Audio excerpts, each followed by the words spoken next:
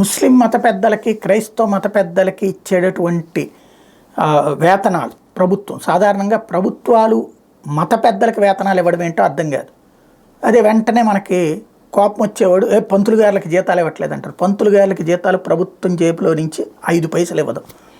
ప్రజలందరూ భక్తులందరూ దాంట్లో విరాళాలుగా ఇచ్చినా లేకపోతే హుండీలో వేసిన డబ్బులు అన్నీ కూడా ఆయా ఆలయాలకు చెందుతాయి. ఆ ఆలయాల పర్యవేక్షణ కోసం దేవాదాయ ధర్మాదాయ శాఖ అని ఉంది. ఆ దేవాదాయ ధర్మాదాయ శాఖ ఆధ్వర్యంలో డబ్బులు ఇస్తారు. రాష్ట్ర ప్రభుత్వం 5 పైసలు కూడా దేవాదాయ ధర్మాదాయ శాఖకి ఇవ్వదు. కేవలం దేవుడికి భక్తులు సమర్పించుకున్న డబ్బుల్లో నుంచినే ఆలయాల్లో అర్చకులకి జీతాలు ఇస్తారు.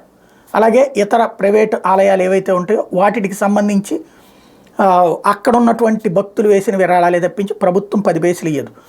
ఈ ప్రధాన ఆలయాల్లో ఉన్నటువంటి డబ్బులు ఏవైతే ఉన్నాయో వాటిలో నుంచి 20 రూపాయలు, ప్రతి 100లో 20 రూపాయలని కామన్ గుడ్ ఫండ్ అని ఒకటి తీసి పక్కన పెట్టి ఆ డబ్బులలో నుంచి ఈ జీర్ణోద్ధరణకి నోచుకొని ఆలయాలు లేకపోతే చిన్న ఆలయాలు ఏవైతే ఉన్నాయో ఆయా ఆలయాల అర్చకులకి 5,000 రూపాయలు అట్లాగే డబ్బులు ఇస్తారు. ఇది ప్రస్తుతం జరుగుతున్నది. అంతే తప్పించి ఎక్కడ అర్చకుడికి ప్రభుత్వం తరపున జీతాలు ఎవరు, దేవుడికి భక్తులు సమర్పించుకున్న కానుకల నుంచి ఇస్తారు. అయితే క్రిస్టియన్స్కి వచ్చేటప్పటికి, ముస్లింలకు వచ్చేటప్పటికి మాత్రం ప్రభుత్వపు డబ్బుల నుంచి జీతాలు ఇవ్వడం ఏంటన్నది అర్థం కాదు. అయితే ఈ మధ్యకాలంలో జీతాలు ఇవ్వడం మానేశారు 5-6 నెలల నుంచి అంటూ తెలుగుదేశం పార్టీ వాళ్ళు హైలైట్ చేస్తున్న నేపథ్యంలో రాష్ట్రంలోని మసీదులకు చెందిన ఇమాంలు, మౌజన్లకి రాష్ట్ర వక్ఫ్ బోర్డు గౌరవ వేతనం విడుదల చేసింది. 2023 అక్టోబర్ నుంచి ఇవ్వలేదట వీళ్ళకి.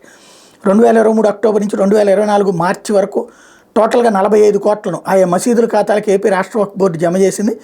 రంజాన్ పండుగ కానుకగా ఇమాం మౌజన్లకు 6 నెలల గౌరవ వేతనం ఇచ్చారట. ఇది అంటే 6 నెలల బకాయి ఒకేసారి చెల్లించారనమాట.